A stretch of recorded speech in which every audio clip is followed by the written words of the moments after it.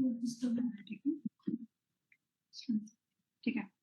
सो पहला question, what is the gut microbiome? सबने पढ़ा था ना ये वाला मॉड्यूल वापस से? ठीक है। So what is gut microbiome? A hormone that regulates hunger, या फिर a layer of intestinal muscle, या फिर a collection of microorganisms living in the digestive tract, or a nutrient required for digestion? Okay, no ma'am, क्यों नहीं पढ़ा सुंदर sir आपने module? कहाँ प्रॉब्लम आ रही है?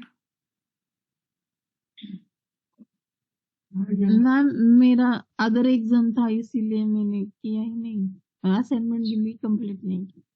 Okay, no worries. तो अभी बाकी लोग आंसर कर रहे हैं ना, तो उसके हिसाब से आप देखो। ठीक है, अगर वापस से आप रीड करना, फिर जो नेक्स्ट डाउट क्लास रहेगा ना, उसमें अगर आपको कोई भी डाउट होगा तो वो क्लियर कर देंगे। ठीक है? ठीक है मैम, ठीक है ma'am. Okay, so yes, hello gut microbiome. Ma'am, हाँ, मुस्कान मैम, एक yes. रिक्वेस्ट थी। हमारे जब सब मॉडल्स हो जाएंगे ना, तब लास्ट में या तो जब टाइम एक्स्ट्रा मिलेगा ना हमको, तब ये जो 7 वाला मॉड्यूल है ना, गट वाला, एक बार फिर से पूरा रिवाइज करेंगे। थोड़ा टिपिकल लग रहा है। ठीक है, चलेगा, वापस से रिवाइज कर लेंगे। करेंगे। नहीं तो नेक्स्ट डाउट क्लास में वापस से एक बार ये भी रिवाइज कर लेंगे, बिकॉज डाउट क्लास वैसे भी 1 घंटे में खत्म हो जाती है। तो नेक्स्ट डाउट क्लास में ये भी डिस्कस कर लेंगे। इसका रिवाइज कर लेंगे, थोड़ा टिपिकल है अदर से। हाँ, चलेगा, नो वरीज। ठीक है, यस। तो इसका आंसर सबने दे दिया है। Gut microbiome is a collection of micro organisms living in the digestive tract. Then next question, which of the following is not a function of gut microbiome? कौन सा गट माइक्रोबायोम का function नहीं है? Vitamin synthesis, energy storage, digestion of complex carbs, या फिर immune system modulation?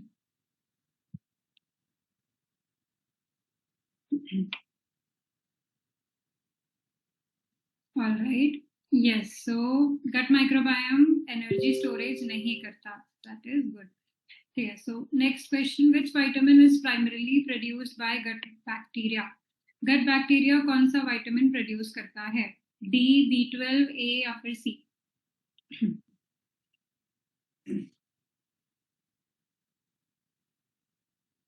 Right, correct. So gut bacteria produce करता है vitamin B12. The next is, which type of molecule is produced by the fermentation of fiber by gut bacteria? जब गट bacterias fibre का fermentation करते हैं तो कौन से type का मॉलिक्यूल बनता है? डाइजेस्टिव एंजाइम्स, या फिर शॉर्ट चेन फैटी एसिड्स, और लाइपोपॉलीसैकेराइड्स, या फिर न्यूरोट्रांसमीटर्स? करेक्ट, जब फाइबर का फर्मेंटेशन होता है तो शॉर्ट चेन फैटी एसिड्स बनते हैं। क्या? Then next is, what is the role of butyrate in the gut? Butyrate जाके गट में क्या करता है?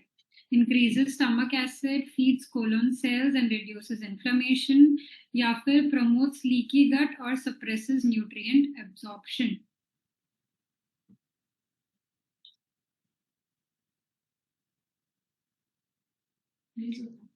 Correct, it feeds colon cells and gut bacteria को feed करके inflammation reduce करता है। ठीक है? Then next is FUT2 non secretors जो होते हैं उनके पास क्या होता है? They typically have higher levels of bifidobacteria और lower levels of vitamin B12, या फिर enhanced lactose digestion और increased risk of ulcers.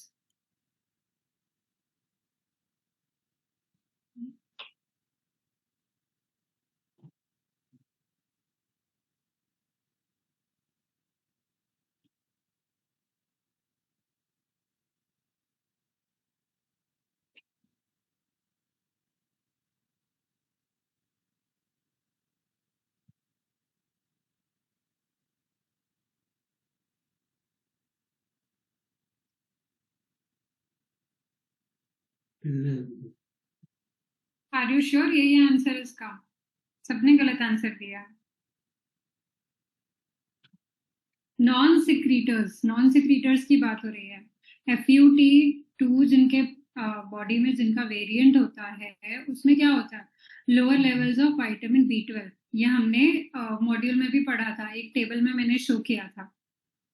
ठीक है, तो उसमें lower levels of vitamin B12 होता है। तो फिर उस कंडीशन में क्या करना पड़ता है, विटामिन B12 के सप्लीमेंट्स लेने पड़ते हैं एंड विटामिन B12 के फूड सोर्सेज लेने पड़ते हैं।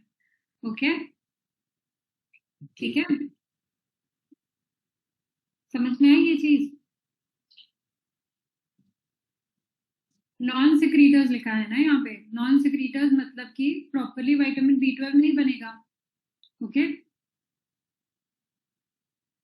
Then next is LCTG is associated with, ये तो काफी इजी क्वेश्चन है, iron transport, bile production, lactose digestion या फिर glucose storage. Correct, LCT gene is associated with lactose digestion. Now next question is, dysbiosis refers to what? A balanced microbial state या फिर the growth of muscle tissue or overproduction of enzymes or an imbalanced gut microbiome. Dysbiosis किसको बोलते हैं?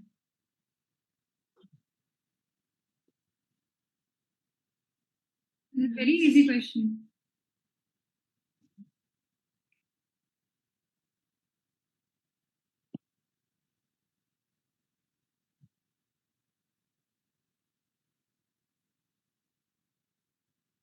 Right, dysbiosis refers to an imbalanced gut microbiome. ठीक है, now ये भी बिल्कुल याद करने वाला क्वेश्चन है, what percentage of immune system resides in the gut? गट में इम्यून सिस्टम का कितना परसेंटेज होता है? 10%, 25%, 50% और 70%? Right, 70%.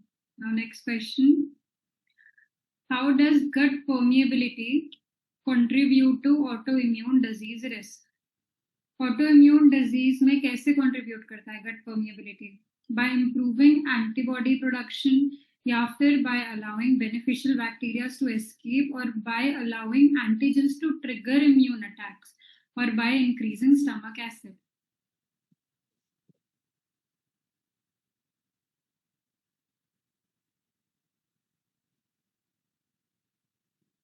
राइट, समझ में आया है सबको? ये कोई मुझे एक्सप्लेन करेगा ये इसका मतलब क्या होता है? How does gut permeability contribute to autoimmune disease risk? कोई भी एक्सप्लेन करो मुझे, आंसर तो आप सबने सही दिया है बट एक्सप्लेन करो मुझे that how does it effect. Hello, hmm,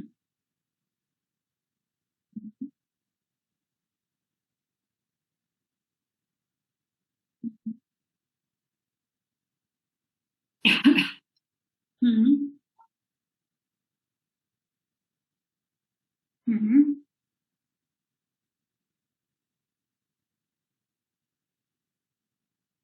okay, काफी हद तक सही बताया आपने, पर कोई और बताना चाहेगा in a better way? Anybody else?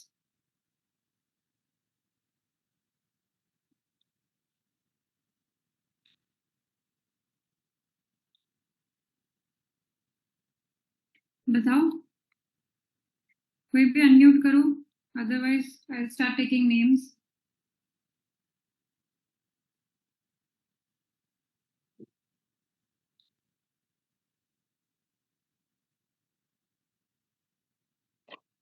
Okay, so C autoimmune disease कैसे कॉज होता है गट परमिएबिलिटी से? जब गट, जो लीकी गट होता है, करेक्ट, हमने देखा था लास्ट क्लास में भी that what does leaky gut do?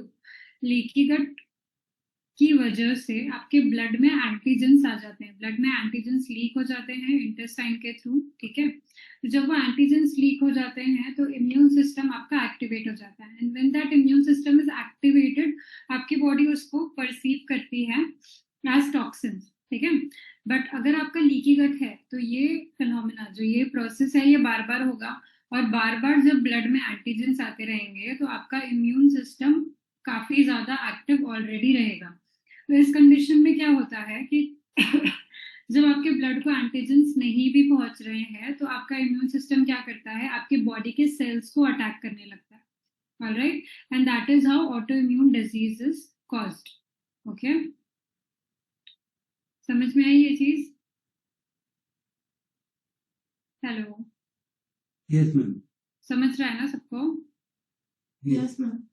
Okay, so next question, which microbial metabolite increases during dysbiosis and promotes inflammation? कौन सा मेटाबोलाइट इंक्रीज हो जाता है डिसबायोसिस के टाइम पे इन्फ्लेमेशन को प्रमोट करने के लिए? Short chain fatty acids, butyrate, lipopolysaccharide या फिर fibre?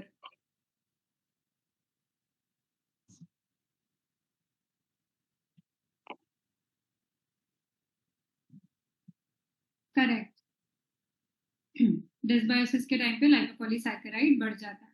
Then which mental health condition is commonly linked with gut brain axis disruption? जब gut brain axis disrupt हो जाता है, डिस्टर्ब हो जाता है, तो कौन सा health condition, mental health condition होता है? ऑस्टियोपोरोसिस, डिप्रेशन, ग्लोकोमा या hypertension?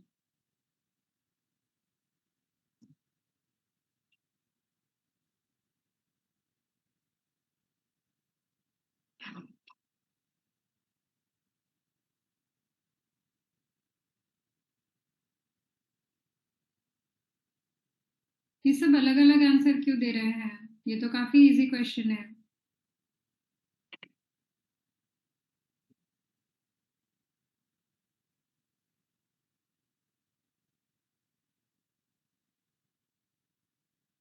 Okay, so the right answer is depression. जब गट ब्रेन एक्सिस डिसरप्ट हो जाता है तो it can lead to depression and anxiety. ठीक है, so which of the following food is a rich source of probiotic? White bread, kimchi, fried potatoes या raw spinach? इसमें से प्रोबायोटिक कौन से फूड में प्रेजेंट होता है? Correct, correct. Probiotic, kimchi is a type of probiotic. So prebiotics primarily serve to, prebiotics का काम क्या होता है? Kill harmful bacteria, provide energy for brain cells, feed beneficial gut bacteria या फिर neutralize stomach acid. Prebiotics क्या करते हैं?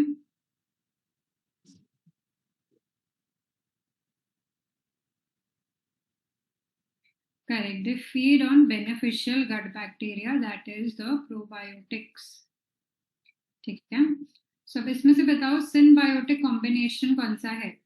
योगर्ट प्लस उगा, pickles plus salt, kefir plus banana और ice cream plus fibre?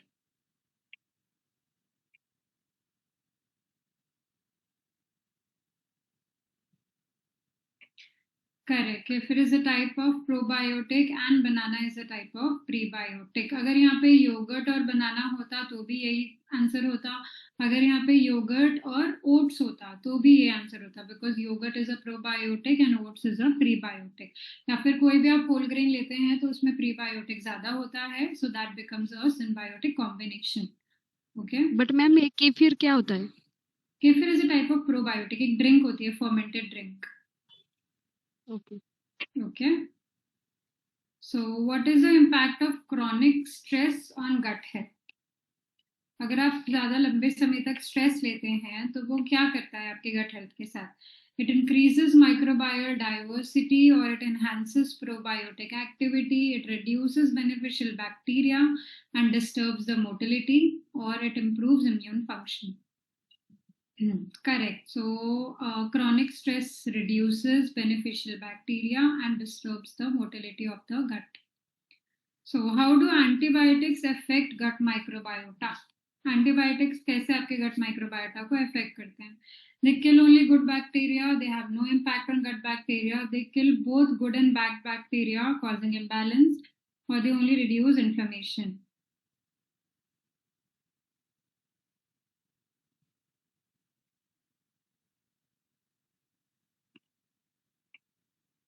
Yes, correct. It kills both good and bad bacteria, causing imbalance. Poor sleep affects the gut microbiome by enhancing short chain fatty acid production or disturbing microbial rhythms and immunity, or increasing bifidobacteria or stimulating serotonin production.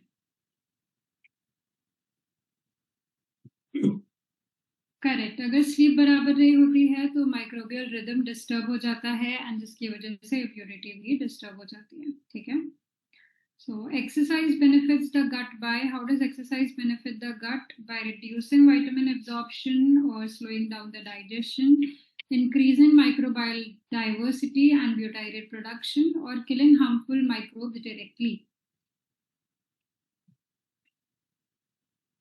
Right, exercise microbiome का diversity को बढ़ाता है और उसके साथ साथ butyrate production को भी इंक्रीज करता है. ठीक है. And which compound is produced by good bacteria and linked to anti-inflammatory effect? कौन सा कंपाउंड है which is linked to good bacteria और जिसके anti-inflammatory effect भी होते हैं? ग्लूकोज, सेरोटोनिन, ब्यूटाइरेट और cholesterol. Correct. Good bacteria butyrate बनाते हैं जो कि जाके आपके गट का इन्फ्लेमेशन कम करते हैं. ठीक है. All right. ये असाइनमेंट समझ में आ गया सबको? कोई भी डाउट, कोई भी question?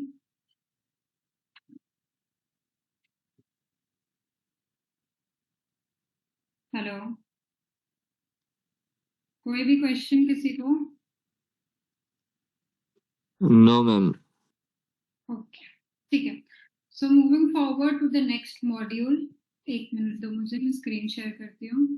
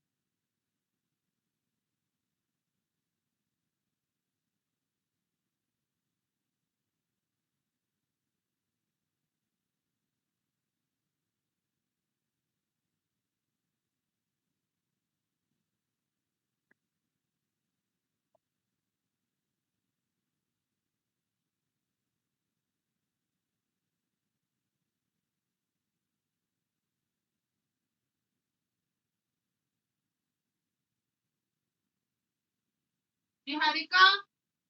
Hello, hello. Hello. Yes ma'am. एक मिनट, और लोड हो रहा है. आपको स्क्रीन दिख रही है मेरी? Yes. Give me 1 second, it is loading and then we will start. Okay. So basically ये वाले मॉड्यूल में हम डिस्कस करेंगे एक एक फिनोटाइप के, जैसे जैसे हमने लास्ट टू लास्ट क्लास में क्रॉनिक डिजीजेस डिस्कस किया था कि कौन से ऐसे जीन्स होते हैं ना जो आपकी बॉडी में क्रॉनिक डिजीजेस के लिए रिस्पॉन्सिबल होते हैं, जैसे डायबिटीज है, कार्डियोवास्कुलर डिजीजेस है. ठीक है, वो सारी चीजें हमने डिस्कस की थी, याद है? देन हमने डिटॉक्स के जीन्स भी पढ़े थे कि कैसे वो इफेक्ट करते हैं. राइट. भेजो ना उसको. हेलो, हेलो, मेरी आवाज नहीं आनी हो. Hello, hello. Yes ma'am. हाँ, सो हमने क्रॉनिक डिजीजेस डिस्कस किया, डिटॉक्स डिस्कस किया, देन गट माइक्रोबायोम डिस्कस किया. अभी हम इसमें हमारा नेक्स्ट फिनोटाइप डिस्कस करेंगे विच इज माइक्रोन्यूट्रिएंट एब्जॉर्प्शन. जब भी आप डीएनए टेस्ट करवाते हो तो उसका फर्स्ट जो हमें सेक्शन देखने को मिलता है that is how your body's response is to micronutrients. ठीक है, तो इस मॉड्यूल में हम उसके बारे में ही पढ़ेंगे. माइक्रोन्यूट्रिएंट्स का मतलब क्या होता है? कोई मुझे एक्सप्लेन करेगा कि आप लोगों को क्या पता है माइक्रोन्यूट्रिएंट के बारे में? What is a micronutrient? Micronutrient और माइक्रोन्यूट्रिएंट में क्या फर्क होता है? पाणीचे.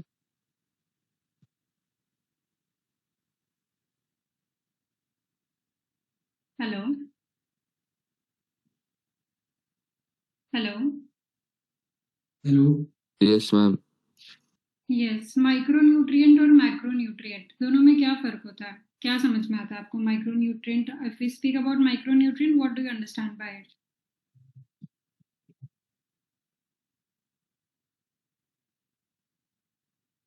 हम्म,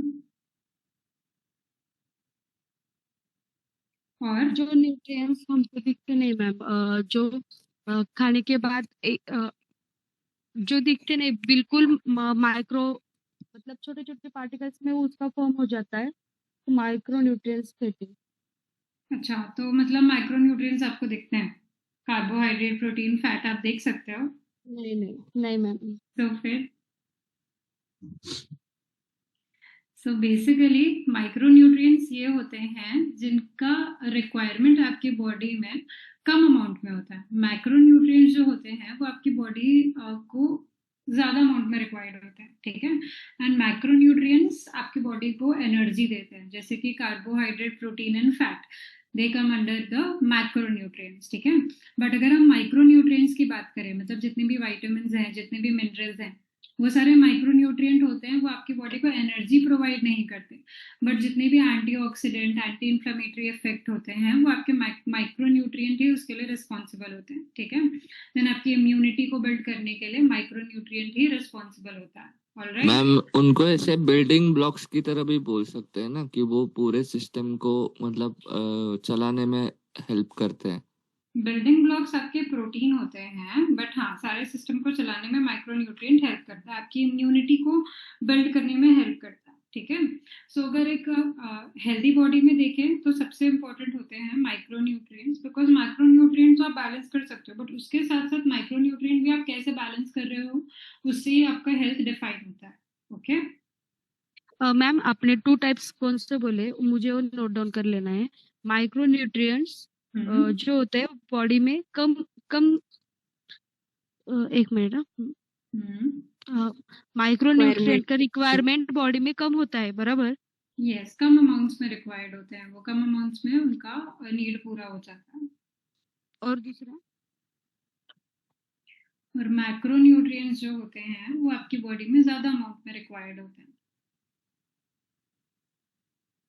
एंड मैक्रोन्यूट्रिएंट्स जो होते हैं वो आपकी बॉडी में एनर्जी प्रोवाइड करते हैं, फैट स्टोरेज करते हैं, ठीक है। जैसे कार्बोहाइड्रेट है, फैट है, प्रोटीन है, जो आप वो एनर्जी देते हैं, ठीक है। एंड आपका मसल फॉर्मेशन में हेल्प करते हैं, फैट स्टोरेज में हेल्प करते हैं, वो सारे मैक्रोन्यूट्रिएंट्स होते हैं। माइक्रोन्यूट्रिएंट्स आपकी इम्यूनिटी बिल्ड करते हैं, आपकी बॉडी में इन्फ्लेमेशन को कम करते हैं, ठीक है, आपको डिजीजेस से फाइट करने में हेल्प करते हैं।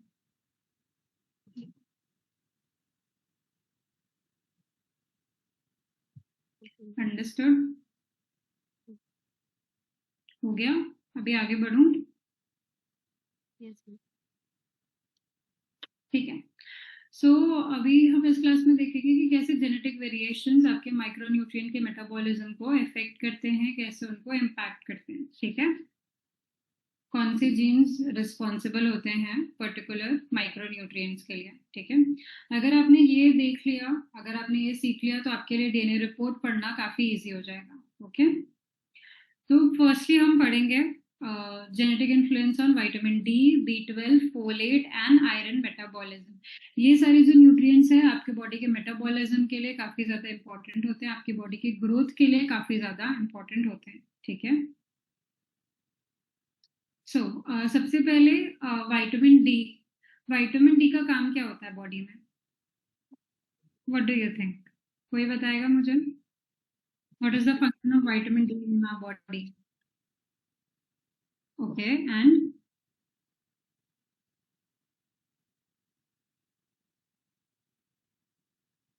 Right, right.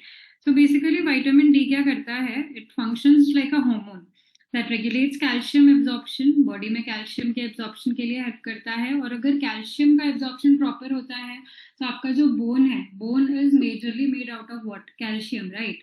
सो आपके बोन स्ट्रांग रहते हैं, तो आपके बोन के स्ट्रेंथ के लिए, बोन के हेल्थ के लिए विटामिन डी इंपॉर्टेंट है। Then next is immune function, आपकी इम्यूनिटी को रेगुलेट करने में विटामिन डी बहुत हेल्प करता है। देन आपका मूड रेगुलेट करने में, जैसे कि विटामिन डी अगर आपकी बॉडी में कम होता है तो it leads to lethargy, fatigue, मतलब थकान महसूस होती है, कुछ करने का मन नहीं करता, चिड़चिड़ापन जो महसूस होता है, that may be due to vitamin D deficiency as well, ठीक है। देन विटामिन डी जो है वो आपके जीन एक्सप्रेशन में भी हेल्प करता है, ठीक है। ऑलराइट। सो अभी हम इसके लिए देखेंगे कि कौन से ऐसे मेजर की जीन्स हैं जो आपके बॉडी में विटामिन डी के मेटाबॉलिज्म को अफेक्ट करते हैं, ठीक है। तो सबसे पहले वीडीआर जीन, हमने लास्ट टू लास्ट क्लास में भी आई थिंक वीडीआर जीन के बारे में पढ़ा था, राइट।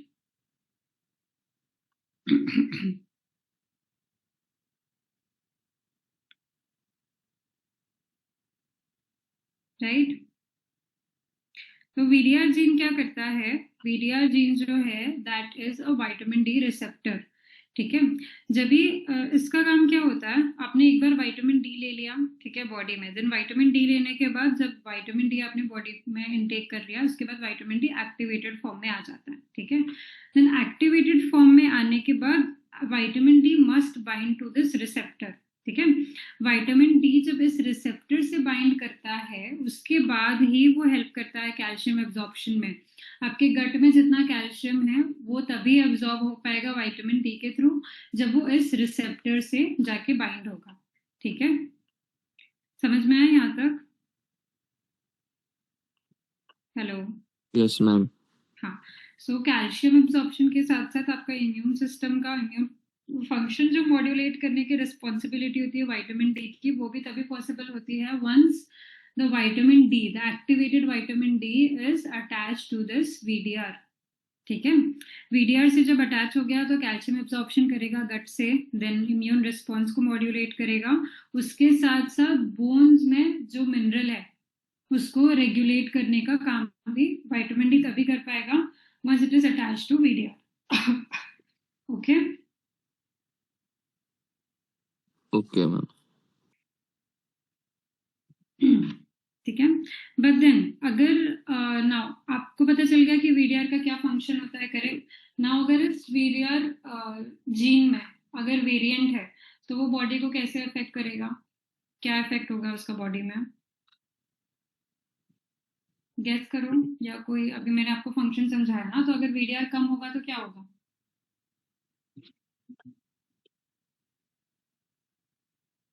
अरे अभी तो बताया मैंने आपको वीडीआर का फंक्शन। विटामिन डी आप ले रहे हो, विटामिन डी को काम करने के लिए क्या करना है, विटामिन डी जाके वीडीआर से अटैच होगा तभी विटामिन डी मैम वो एक्टिवेट नहीं होगा। नहीं, विटामिन डी तो एक्टिवेटेड फॉर्म में है बट वो वीडीआर से अटैच नहीं होगा तब तक वो क्या नहीं कर पाएगा। वीडीआर आपके पास कम है तो how will it impact your body? वो काम ही नहीं करेगा फिर vitamin D. Correct. So now in this scenario अगर आप विटामिन डी लोगे और सप्लीमेंटल फॉर्म में तो क्या वो हेल्प करेगा, क्या वो वर्क कर पाएगा? नहीं। नहीं, right. So that is what, अगर वीडीआर जीन में वेरिएंट है सो उससे क्या होगा, आपका रिसेप्टर का एफिशिएंसी कम हो जाएगा, मतलब vitamin D will not get attach properly, right. Vitamin D attach नहीं हो पाएगा तो even if your blood has ample amount of vitamin D levels, ठीक है, आपके ब्लड में चाहे कितना भी विटामिन डी का लेवल हो बट आपकी बॉडी जो है वो विटामिन डी को रिसेप्ट नहीं कर पाएगी, मतलब रिस्पॉन्ड नहीं कर पाएगी इफेक्टिवली, ठीक है। वंस अगर क्योंकि वीडीआर जीन में मतलब वेरिएंट है। करेक्ट। सो अगर विटामिन डी प्रॉपरली एब्जॉर्ब नहीं होगा तो प्रॉपरली आपके बॉडी में कैल्शियम भी एब्जॉर्ब नहीं होगा गट से, करेक्ट। कैल्शियम एब्जॉर्ब नहीं होगा, इम्यून फंक्शन आपका प्रॉपरली काम नहीं करेगा, एंड उसके साथ साथ आपके जो बोन्स का मिनरलाइजेशन में भी विटामिन डी काम करता है, करेक्ट। तो अगर विटामिन डी प्रॉपरली काम नहीं करेगा तो कैल्शियम जब एब्जॉर्ब नहीं हो पाएगा तो आपकी हड्डियां भी कमजोर होने लगेगी, it will lead to osteoporosis, osteopenia, right. Yes ma'am. Yes, so that is there. So it leads to low bone mineral density and it also increases inflammation in your body. Inflammation होगा, fatigue होगा, ठीक है। All this will be caused by VDR variant. ये चीज clear हो गई? Yes ma'am. 1 second now.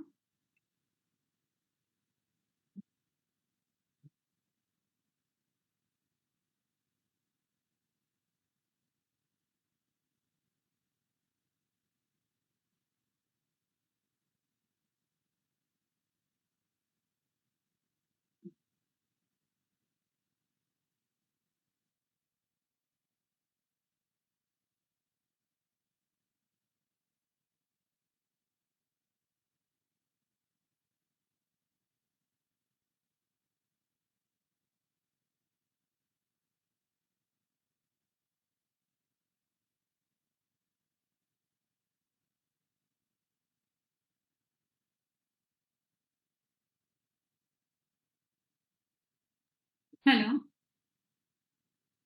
Hello yes ma'am. Yes, ये वाला पार्ट क्लियर है सबको? yes, ओके, सो नेक्स्ट हम आते हैं नेक्स्ट जीन पे, CYP2R1 एंड CYP27B1।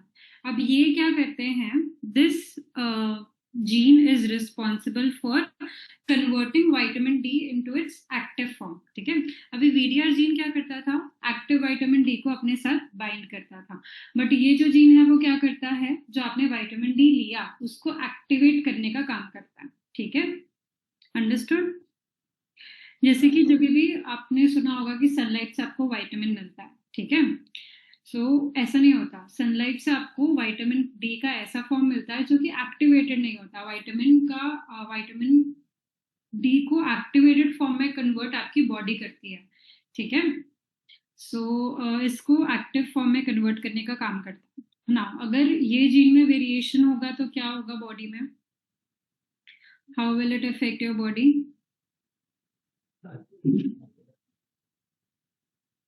मैम फिर विटामिन डी उसके एक्टिव फॉर्म में नहीं आएगा। Correct, yes. तो उससे क्या होगा कि आपकी बॉडी में है तो एम्पल अमाउंट में vitamin D, but it is not in your active form, which will lead to low active vitamin D inside your cells. ठीक है, सो इससे आपका बोन हेल्थ इम्पैक्ट होगा, इन्फेक्शंस पे रिस्पॉन्स खराब होगा, low mood, energy, poor energy, ये सारी चीजें होगी। ठीक है, then next gene is GC. GC is group specific component which is vitamin D binding protein. ये क्या करता है, सी आपके बॉडी में, मतलब विटामिन डी कहाँ पे होता है, ब्लड में होता है। अब ब्लड से डिफरेंट सेल्स पे लेकर जाने का काम होता है प्रोटीन का।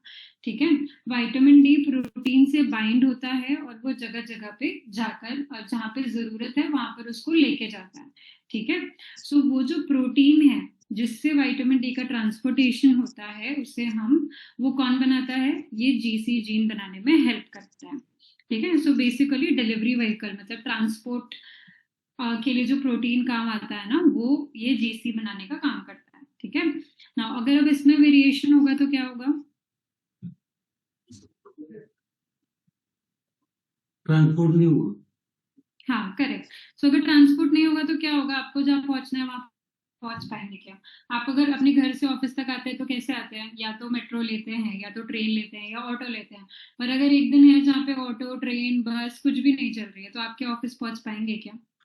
नहीं, राइट। सो वैसा ही अगर प्रोटीन नहीं बनेगा तो विटामिन डी को जहाँ जहाँ पे जरूरत है बॉडी में वहां तक विटामिन डी नहीं पहुंच पाएगा। ठीक है, so even if blood levels are normal, vitamin D वहां तक नहीं पहुंच पाता है।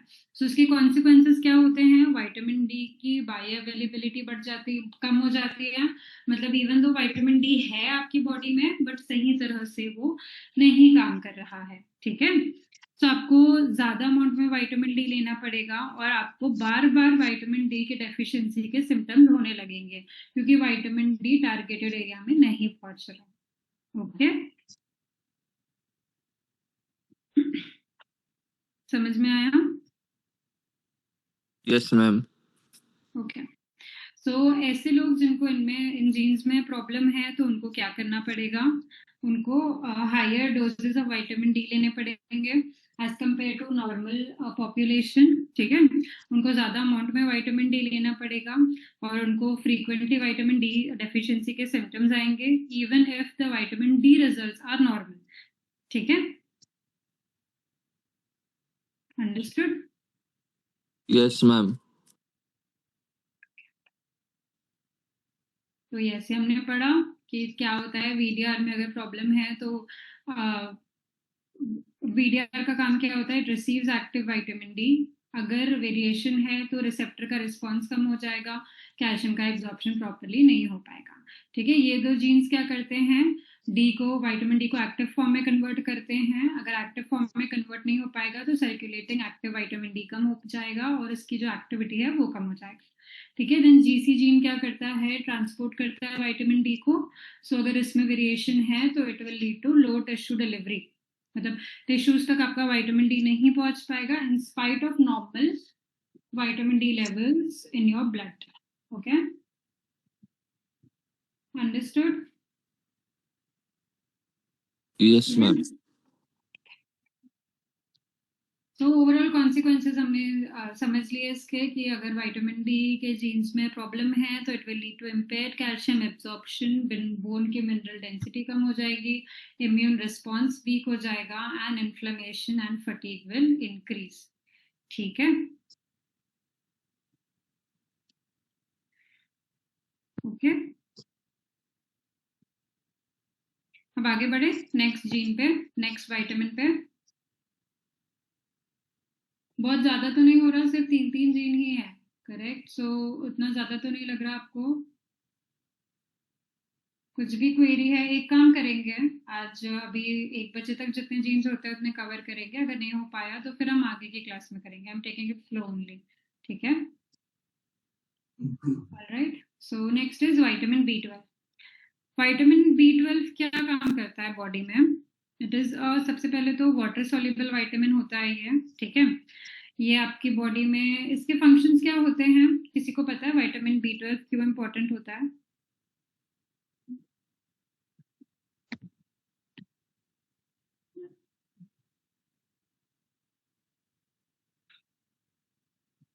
ये ऑक्सीजन कैरी करता है बॉडी में, डिफरेंट लोकेशन पे ऑक्सीजन कैरी करता है, उसमें मदद करता है. More or less it helps in red blood cell formation. ठीक है, रेड ब्लड सेल्स बनाने में हेल्प करता है ये, प्लस उसके साथ साथ एनर्जी प्रोड्यूस करने में हेल्प करता है, प्लस आपके नर्वस सिस्टम के लिए B12 काफी इंपॉर्टेंट होता है. ठीक है, so this is important. And एक इसका मेजर फंक्शन ये भी होता है कि ये होमोसिस्टीन के मेटाबॉलिज्म में वर्क करता है. होमोसिस्टीन क्या था, हमने पढ़ा था, याद है आपको? किसी को याद है होमोसिस्टीन क्या था? एनीबॉडी? टॉक्सिन लेवल रेगुलेट करती है. ऑलराइट, वास्कुलर को याद है? कार्डियोवास्कुलर डिसीज में ये करता है. Basically homocysteine is a inflammatory compound. ठीक है, तो अगर होमोसिस्टीन जितना ज्यादा रहता है बॉडी में उतना ज्यादा इन्फ्लेमेशन रहता है, राइट? तो होमोसिस्टीन के मेटाबॉलिज्म में भी विटामिन B12 काम करता है. ठीक है, सो अगर इसकी विटामिन B12 की डेफिशिएंसी होगी तो उसके क्या सिम्टम्स होते हैं? आपको थकान महसूस होने लगती है, आपका ब्रेन फॉग होने लगता है, मतलब कि आपको ऐसा लगता है कि your brain is not functioning properly, आप चीजें भूलने लगते हो एंड फोकस नहीं कर पाते. ठीक है, नर्वस बॉडी सिस्टम में में प्रॉब्लम हीमोग्लोबिन आने लगती है. एंड क्योंकि होमोसिस्टीन बढ़ जाता है तो डिटॉक्सिफिकेशन प्रोसेस नहीं हो पाता प्रॉपरली. ठीक है,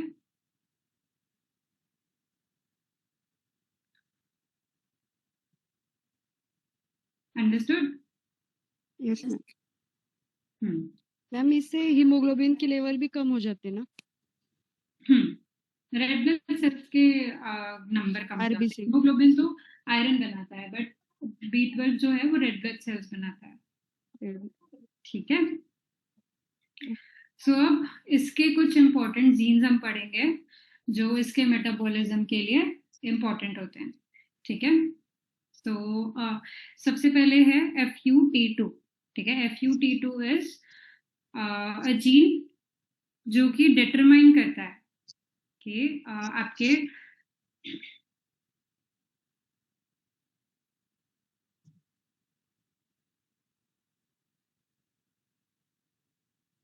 वन सेकेंड ना,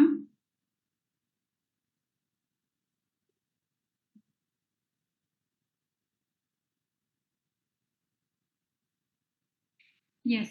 सो basically what happens is FUT2 जो जीन है ना वो डिसाइड करता है that either you are a secretor और नॉन सिक्रीटर.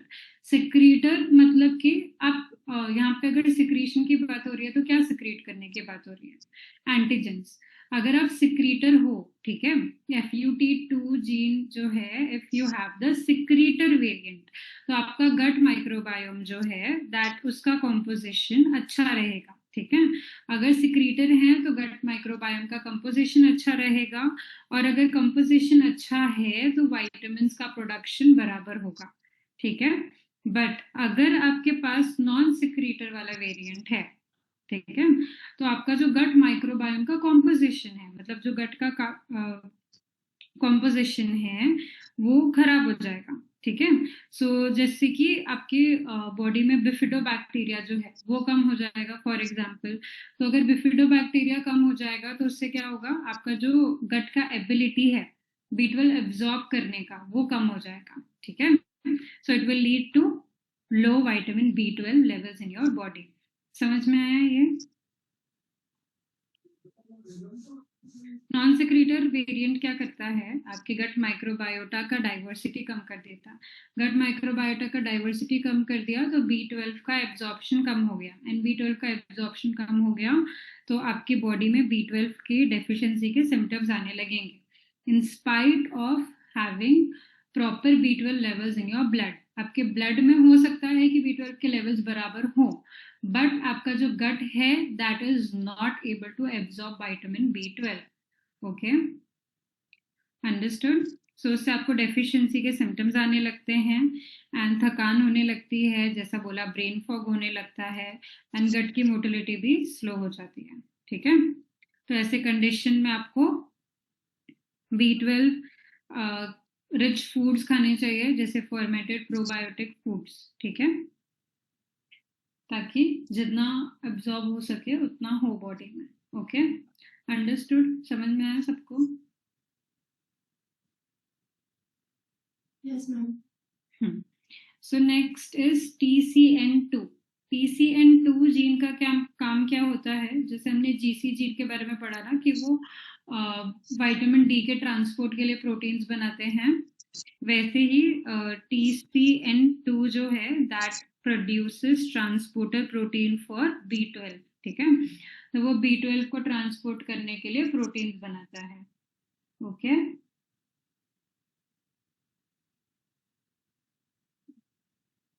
समझे? तो अगर इसमें कमी है, अगर इसमें वेरिएशन है तो क्या होगा?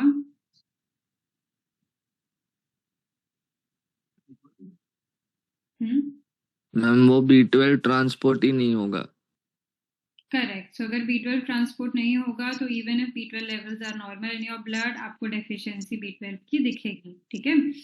तो इसका मेजर सिम्टम ये भी होता है कि आपको हैंड्स एंड लेग्स में टिंगलिंग फील होने लगती है, क्योंकि विटामिन B12 की कमी हो गई है, ठीक है। तो ऐसे में क्या करेंगे, विटामिन B12 के सप्लीमेंट्स लेंगे एक्टिवेटेड फॉर्म में, ठीक है।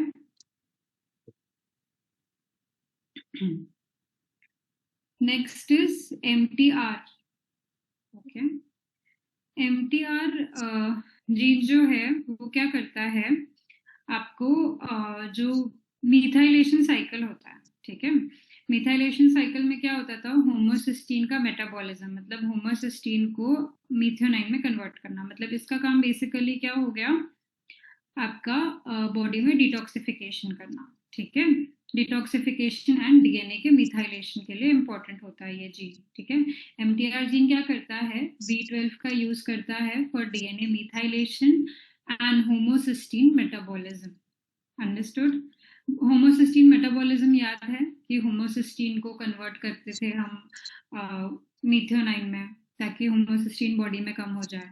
एंड DNA मिथाइलेशन आपको याद है, that what is DNA methylation?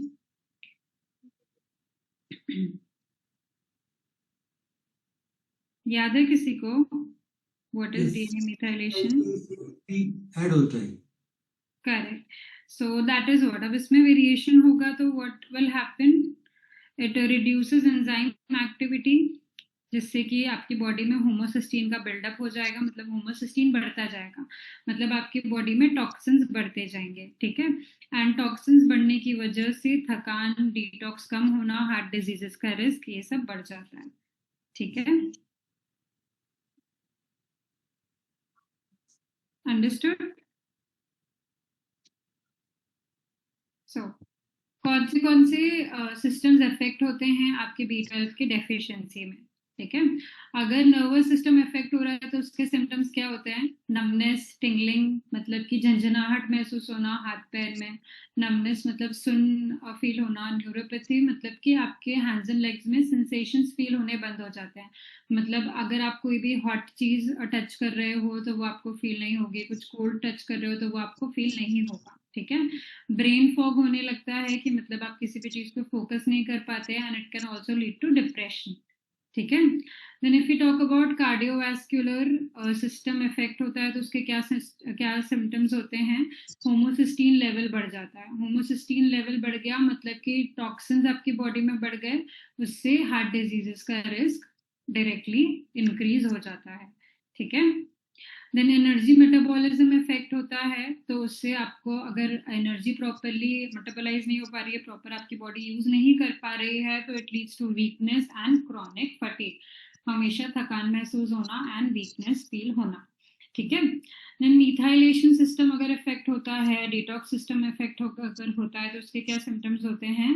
Recovery नहीं हो पाती है प्रॉपरली किसी भी चीज की, आपके स्किन सॉरी आपकी बॉडी में जितने भी सेल्स हैं वो हर रोज डिस्ट्रॉय होते हैं, हर रोज नए सेल्स बनते हैं, ठीक है। बॉडी में जितने भी सिस्टम्स होते हैं उनके प्रोसेस में काफी सारे टॉक्सिन्स प्रोड्यूस होते हैं, राइट। सो वो टॉक्सिन्स फ्लश आउट नहीं हो पाते बॉडी से प्रॉपरली एंड जो आपके बॉडी के सेल्स हैं वो प्रॉपरली रिकवर नहीं हो पाते, ठीक है, बिकॉज बॉडी में प्रॉपरली डिटॉक्सिफिकेशन नहीं हो रहा है। then it also leads to hormonal imbalances and inflammation in your body, ठीक है। समझ में आ गई ये चीज सबको? एक बार रीड कर लो।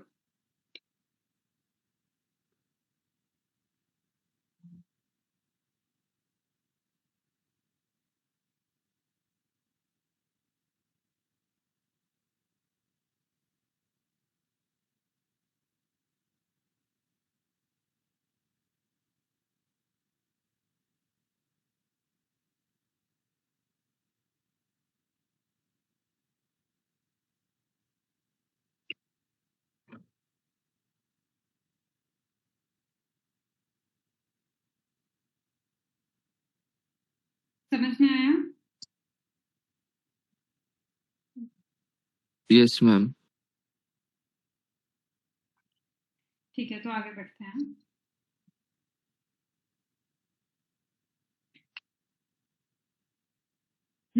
सो अब अगर B12 के जो भी जीन्स हमने डिस्कस किए उसमें अगर प्रॉब्लम है तो उसके क्या रिस्क है? एक FuT2 अगर आप नॉन सिक्रीटर हो तो उसमें मैंने आपको समझाया कि विटामिन B12 का एब्जॉर्प्शन कम हो जाता है, ठीक है, माइक्रोबायोम के थ्रू।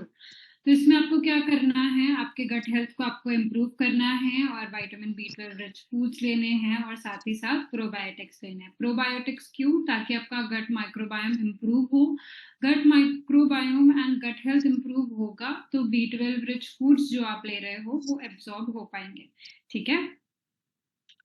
देन TCN2 जो है वो क्या करता है? B12 को ट्रांसपोर्ट करने का काम करता है, अगर उसमें वेरिएशन है तो ट्रांसपोर्ट नहीं हो पाएगा B12 properly, so what can we do? Use active B12 methyl cobalamin, ठीक है। सो उससे आपका जो B12 है वो विटामिन B12 की जो डेफिशिएंसीज है उसके सिम्टम्स कम हो जाएंगे, ठीक है।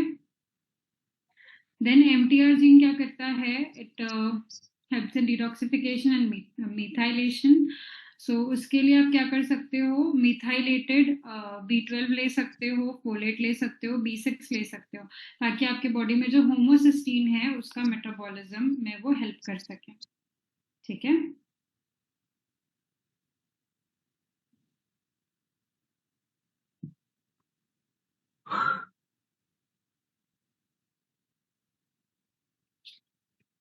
समझ में आ गया? समझ में आ गया सबको? Yes ma'am.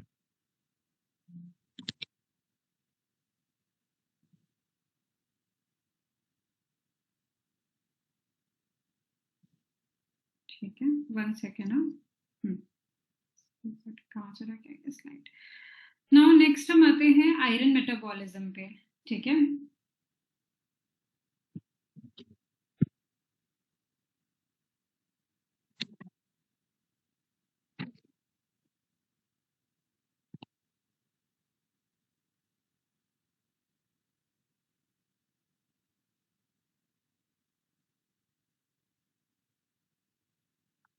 Next is iron metabolism. Iron का क्या फंक्शन होता है बॉडी में?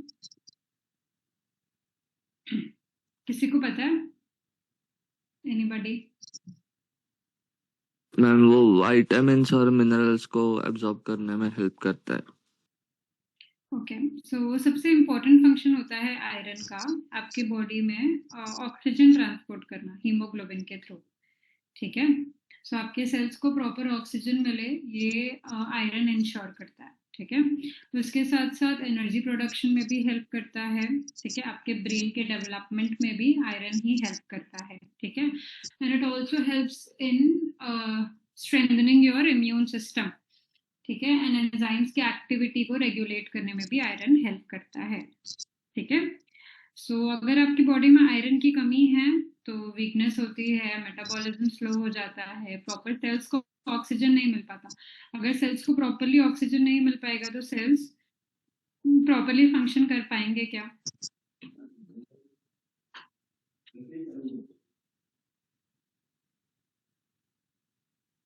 Nahi, right? So that is how it is affected.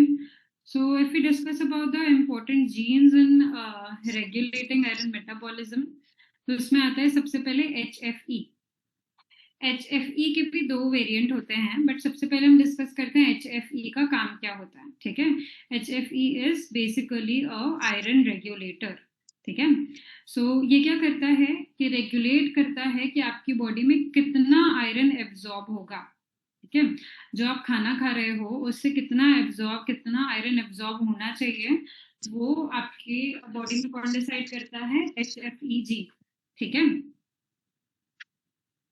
ठीक है, सो अगर इसमें इस जीन में वेरिएशन होगा, ठीक है, तो इससे क्या होता है कि आयरन एब्जॉर्प्शन कंट्रोल में नहीं रहता, एंड अगर आउट ऑफ कंट्रोल हो जाता है तो कोई ट्रिगर लगाने के लिए नहीं है कि कितना आयरन आपकी बॉडी में एब्जॉर्ब होगा। करेक्ट, तो जितने की जरूरत नहीं है उससे ज्यादा बॉडी में आयरन एब्जॉर्ब हो जाता है। ठीक है, अगर ज्यादा आयरन एब्जॉर्ब हो गया तो उससे क्या होगा, आपकी बॉडी में ज्यादा आयरन का ओवरलोड हो जाएगा। आयरन का ओवरलोड हो गया तो जाके आपके ऑर्गन्स में जमा हो जाएगा। ठीक है, सो अगर वो ऑर्गन्स में जमा हो गया तो it will lead to fatigue, joint pain, liver में प्रॉब्लम आएगी, क्योंकि लिवर को ही at the end of the day चीजें डिटॉक्स करनी होती है। करेक्ट, तो लिवर में प्रॉब्लम आती है एंड हार्ट डिजीजेस का रिस्क भी बढ़ जाता है। ठीक है, तो ऐसे लोग जिनके बॉडी में ये जीन में वेरिएशन है, तो आप उनको क्या आयरन के सप्लीमेंट्स दोगे क्या? हेलो? नहीं नहीं मैम। करेक्ट, तो ऐसे कंडीशंस में हाई डोज आयरन के सप्लीमेंट्स नहीं देते, ज्यादा आयरन रिच फूड्स भी अवॉइड करने के लिए कहते हैं। ठीक है, then next gene is TMPRSS6। ठीक है, इसका काम क्या होता है? This gene regulates hepcidin. Hepcidin क्या होता है? हेप्सिडिन जो है आपके इंटेस्टाइन से और आपके बॉडी में जो भी आयरन के स्टोरेज सेल हैं उसमें से आयरन निकालने का काम करता है, एक्सपोर्ट करने का काम करता है। जब भी जरूरत होती है आयरन की, या जरूरत है आपको आपकी बॉडी में किसी भी चीज की, तो जो एक्स्ट्रा स्टोरेज है उसमें से ये एक्सपोर्ट करेंगे। करेक्ट, तो हेप्सिडिन का काम क्या होता है? It helps in exporting iron from intestinal cell and storage cell. ठीक है, तो hepcidin is basically like a watchman. आप वॉचमैन की परमिशन से फिर आप जितना चाहिए आपको वो स्टोरेज से निकाल सकते हो। ठीक है,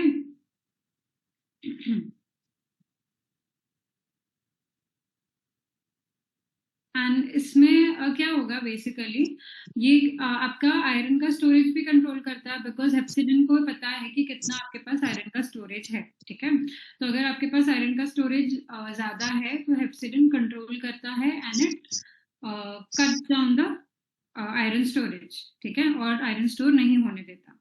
ठीक है,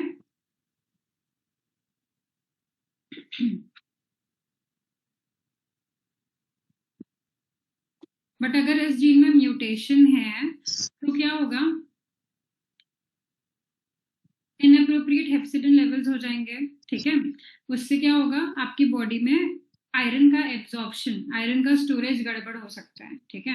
अगर आयरन का स्टोरेज गड़बड़ है तो it can also lead to iron deficiency anaemia, क्योंकि प्रॉपर अमाउंट में आयरन स्टोर नहीं हो पाएगा, ठीक है। अंडरस्टूड? ये वाली चीज समझ में आई आपको?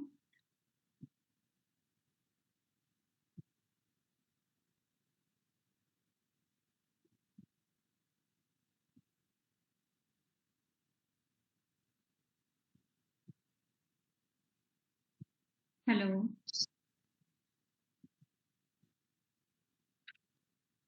Yes sir. हाँ। सो नेक्स्ट अगर हम जीन देखें TFR2, TFR2 इज ट्रांसफेरेंट रिसेप्टर। ये क्या करता है, आपके बॉडी में कितना आयरन लेवल है उसको सेंस करके उसके बैलेंस को मेंटेन करता है, ठीक है। सो आपके बॉडी में आयरन लेवल्स को रेगुलेट करने का काम करता है और हेप्सिडिन प्रोडक्शन के लिए भी हेल्प करता है। तो ये क्या करेगा, आपके बॉडी में आयरन की डेफिशिएंसी नहीं होने देगा, एंड अगर एक्स्ट्रा आयरन हो रहा है तो एक्स्ट्रा आयरन स्टोर नहीं होने देगा, ठीक है। सो अगर इसमें वेरिएशन है तो क्या होगा, या तो आयरन कम हो सकता है बॉडी में, या तो फिर बहुत ज्यादा एब्जॉर्ब हो सकता है, ठीक है, क्योंकि कोई सेंस करने के लिए नहीं है प्रॉपरली। ओके, समझ में आया आपको? सबसे पहला HFE का काम क्या था, आयरन एब्जॉर्प्शन रेगुलेट करना, करेक्ट।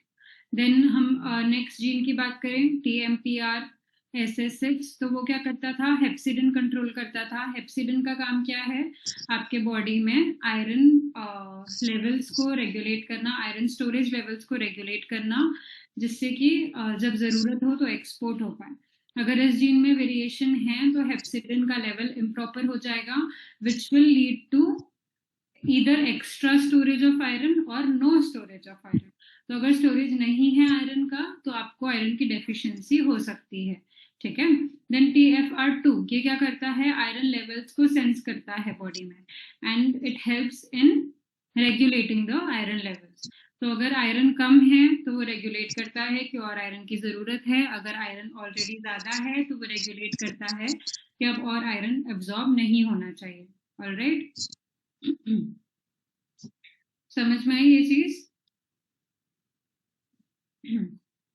सो HFE जीन म्यूटेशन क्या करेगा, आपके बॉडी में आयरन की टॉक्सिसिटी कर देता है, which is known as haemochromatosis, ठीक है, resulting in excessive iron absorption and storage.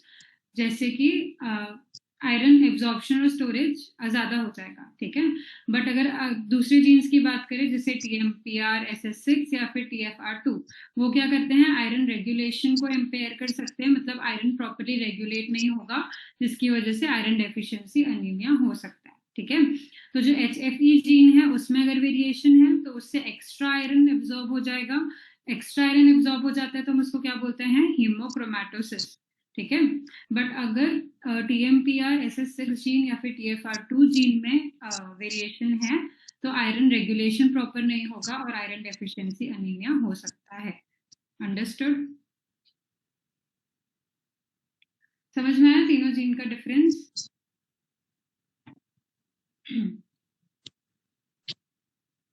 ठीक है ना। अब कुछ हम टेस्ट करते हैं बॉडी में आयरन लेवल्स को डिटरमाइन करने के लिए, ठीक है। सो आप जब भी ब्लड टेस्ट करवाते हैं तो उसमें कुछ ये टर्म्स मेंशन होते हैं, ठीक है। सबसे पहले अगर हम सीरम फेरेटिन देखें तो सीरम फेरेटिन क्या डिटरमाइन करता है कि आपके बॉडी में आयरन का स्टोरेज कितना है, ठीक है। देन ट्रांसफेरेंस सैचुरेशन करके एक चीज होती है, वो क्या शो करता है कि कितना आयरन आपकी बॉडी में ट्रांसफेरेंस से बाउंड हुआ है, जो कि ट्रांसपोर्ट करने के लिए रेडी है, ठीक है। अगर ये कम है तो आयरन बाउंड नहीं हो पाएगा ट्रांसफेरेंस से एंड प्रॉपरली ट्रांसपोर्ट नहीं हो पाएगा, ठीक है। Then serum iron is how much iron is available in your blood, ठीक है। एक्टिव आयरन कितना बॉडी में, कितना ब्लड में प्रेजेंट है। सीरम फेरेटिन और आयरन में क्या फर्क है, फेरेटिन मतलब स्टोरेज लेवल और आयरन मतलब ब्लड में कितना आयरन, ठीक है।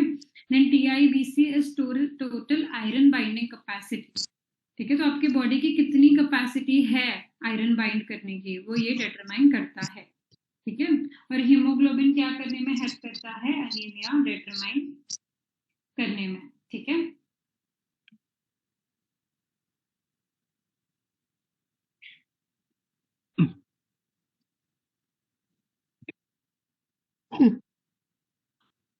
समझ में आया? अगर हम ये जीन्स का देखें, HFE जीन का हमने डिस्कस किया कि इससे क्या हो जाता है, आयरन का ओवरलोड हो जाता है बॉडी में, जिसको हम हीमोक्रोमैटोसिस बोलते हैं। तो ऐसे में क्या करेंगे, आयरन सप्लीमेंट्स अवॉइड करेंगे, सीरम फेरेटिन टेस्ट करेंगे, क्यों, चेक करने के लिए आयरन स्टोरेज लेवल्स कितना है, ठीक है। और अगर ज्यादा है बॉडी में तो आप ब्लड डोनेशन भी कर सकते हो फ्रीक्वेंट, ठीक है। देन TMPR SS6 क्या करता है, आयरन डेफिशिएंसी एनीमिया कॉज कर सकता है। तो ऐसी कंडीशन में क्या करेंगे, आयरन रिच फूड्स इंक्लूड करेंगे और उसके साथ साथ विटामिन C इंक्लूड करेंगे। विटामिन C क्यों इंक्लूड करेंगे, ये मैंने आपको बताया था 2-3 क्लास पहले कि आयरन विटामिन C आयरन के साथ क्यों इम्पोर्टेंट है। Anybody? Vitamin C energy provide करता है मैम। विटामिन C आयरन का एब्जॉर्प्शन बढ़ा देता है बॉडी में, ठीक है। अगर विटामिन C आप लेते हो आयरन रिच फूड्स के साथ तो बॉडी में आयरन की डेफिशिएंसी का रिस्क कम हो सकता है, ठीक है। नेक्स्ट इज TFR2, वो प्रॉपरली आयरन सेंस नहीं कर पाता है, एंड अगर प्रॉपरली आयरन सेंस नहीं हो पा रहा है तो उसके हिसाब से आप आयरन की डोजिंग करोगे, क्योंकि आपको नहीं पता है कि आपकी बॉडी में आयरन एक्स्ट्रा है या फिर आयरन कम है, ठीक है। तो वो प्रॉपर टेस्ट के हिसाब से फिर आप पर्सनलाइज स्ट्रैटेजीज इंक्लूड करते हो, ओके। अंडरस्टूड? आयरन वाला पूरा आप समझ में आया आपको? Yes madam. So you should always test before supplementing with iron, ठीक है। देन अगर आयरन आप ले रहे हो तो विटामिन C के साथ पेयर करना चाहिए for better absorption, like if you talk about lemon, like if you talk about spinach, तो स्पिनच में काफी अच्छा आयरन होता है, उसके साथ अगर आप लेमन लेते हो तो विटामिन C और आयरन आप साथ में पेयर करके उसका एब्जॉर्प्शन बढ़ा सकते हो, ठीक है। Then you should avoid taking iron with calcium, tea और कॉफी, क्यों, क्योंकि वो आयरन का एब्जॉर्प्शन कम कर देते हैं, ठीक है। तो जैसे कि अगर आप स्प्राउट्स ले रहे हो या फिर कोई भी आयरन रिच फूड ले रहे हो तो उसको टी या कॉफी के साथ नहीं लेना चाहिए, ठीक है। बट अगर आपके जीन्स में अगर आयरन का ओवरलोड का रिस्क है तो क्या करोगे आप, आयरन रिच फूड कम लोगे, ठीक है। नॉन आयरन वाला बर्तन जो होता है उसमें ही खाना बनाना है, ठीक है। देन एंटी इन्फ्लेमेटरी डाइट लेनी है, ओके।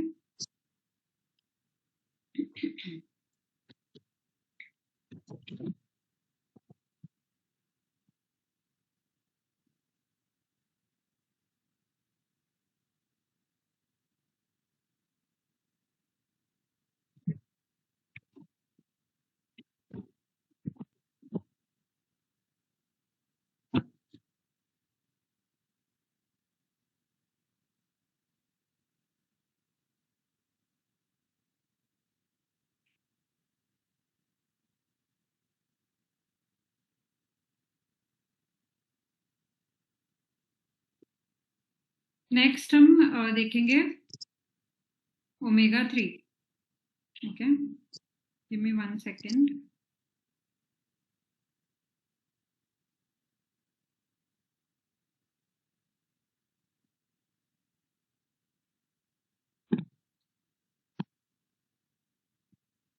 ठीक है, तो इसके लिए अगर हम जीन की बात करें, ओमेगा 3 का काम क्या होता है बॉडी में,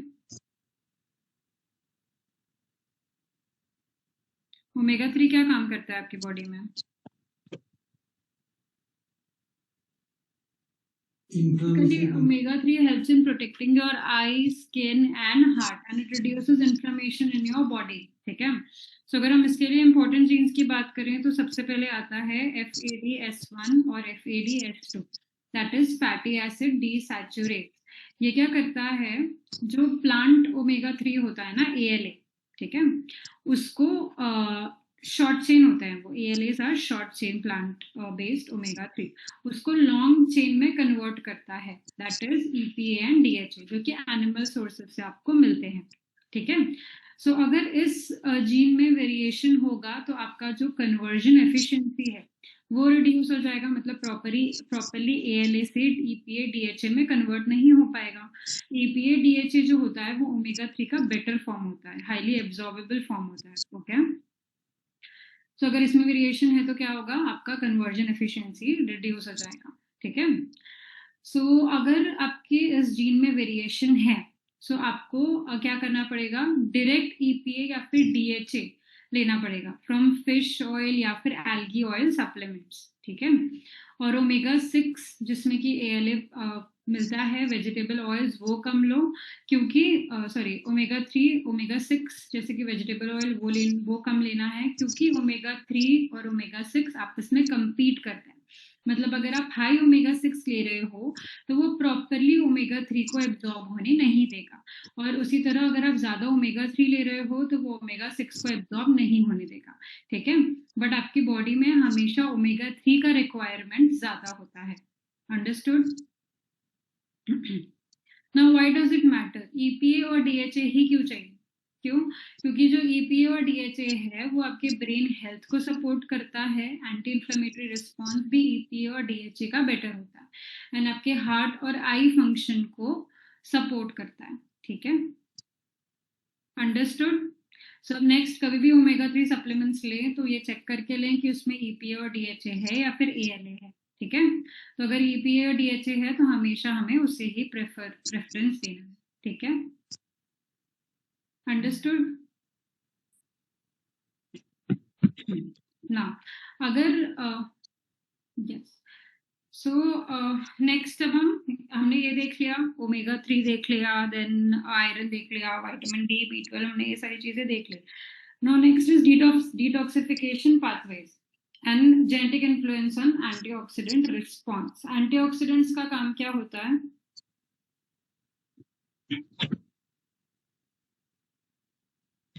What does antioxidant do in your body?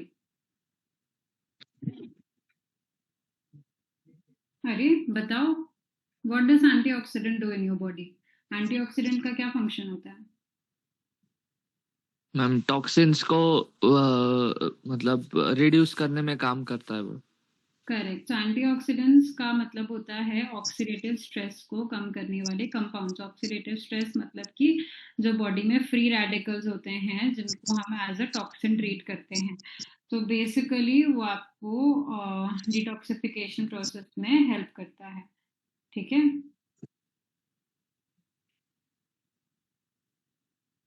Okay.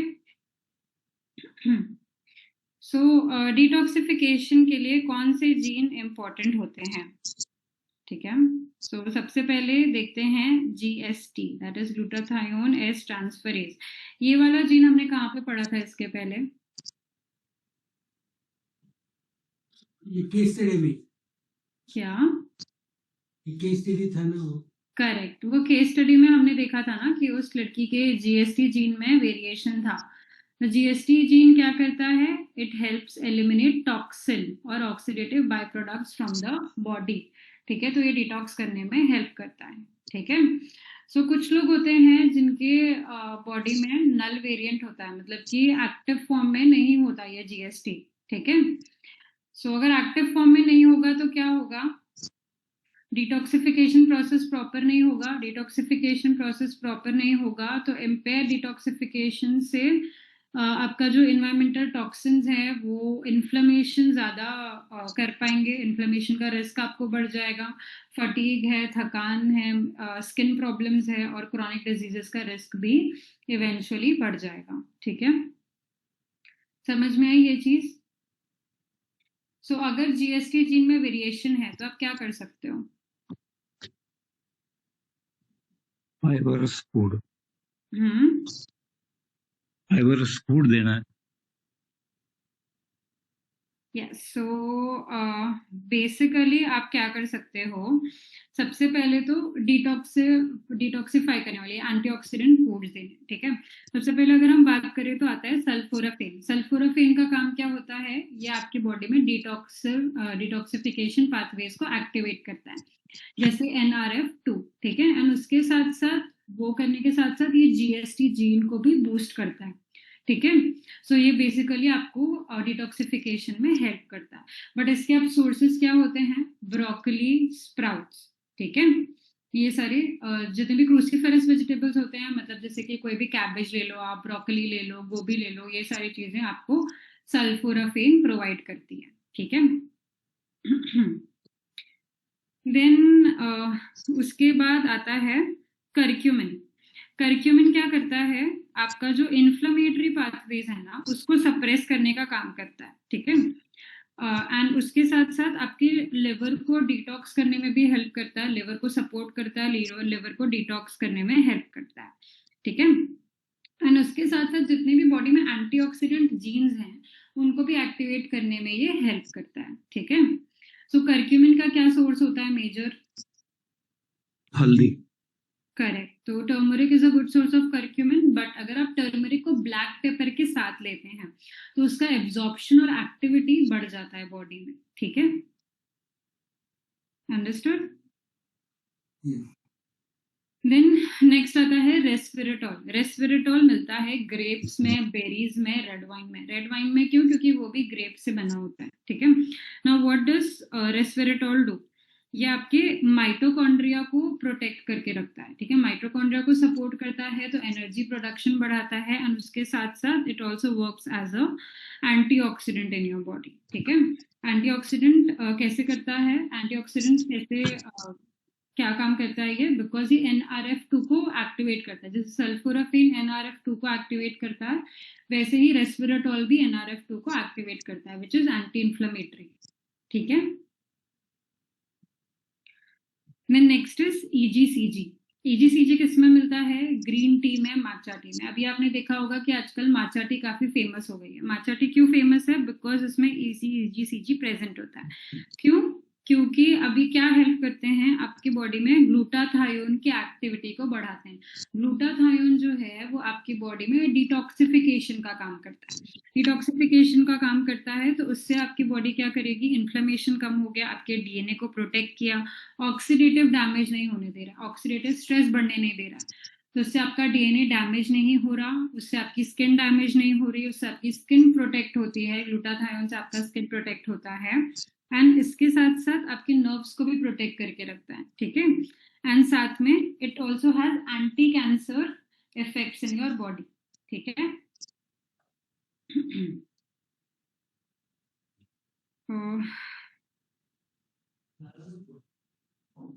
Then next हम आते हैं सिलेनियम में। सिलेनियम क्या करता है?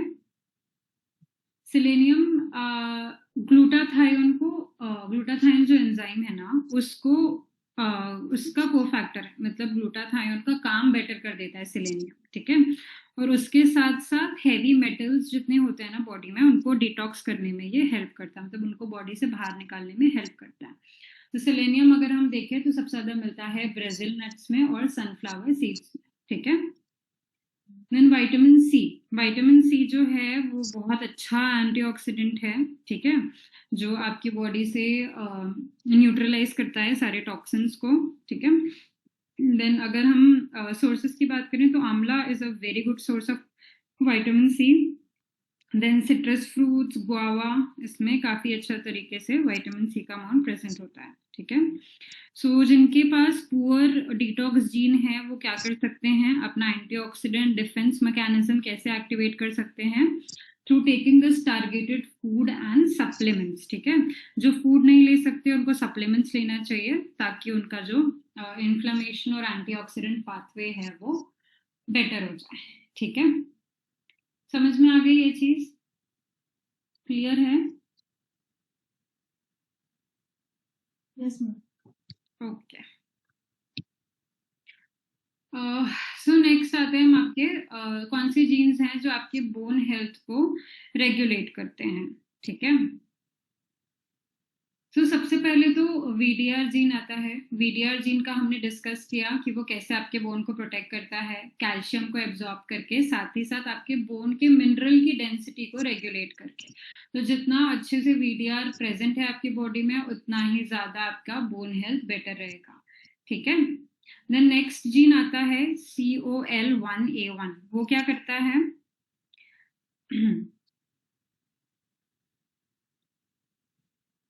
Collagen production and bone strength में ठीक। Correct.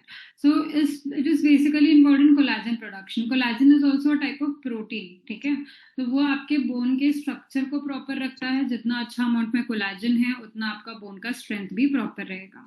ठीक है. देन LRP5 जीन क्या करता है, आपके बोन के फॉर्मेशन के लिए हेल्प करता है. तो अच्छे से बोन का फॉर्मेशन हो, आपके बोन की मिनरल डेंसिटी प्रॉपर रहे, वो हेल्प वो काम LRP5 जीन का होता है. ठीक है. सो अगर इन सब जीन में वेरिएशन है तो क्या होगा, आपका बोन का मैट्रिक्स, मतलब कि बोन का जो अंदर पूरा मटेरियल रहेगा, that is called bone matrix. ठीक है, वो वीक हो जाएगा. उसमें अच्छे अमाउंट में कैल्शियम नहीं होगा, अच्छे अमाउंट में कोलाजन प्रोटीन नहीं होगा. ठीक है. And it will also lead to impair calcium handling. मतलब अगर आपके बॉडी में आप प्रॉपर अमाउंट में कैल्शियम ले भी रहे हो तो वो आपके बोन्स तक नहीं पहुंच पाएगा. ठीक है. And it will also lead to risk of early onset of osteoporosis. ठीक है. ऑस्टियोपोरोसिस मतलब हड्डियां कमजोर होना एंड हड्डियों में हड्डी खोखली होने लगती है, हड्डी की डेंसिटी कम होने लगती है, दैट इज ऑस्टियोपोरोसिस. ठीक है, उसका रिस्क बढ़ जाता है. ओके.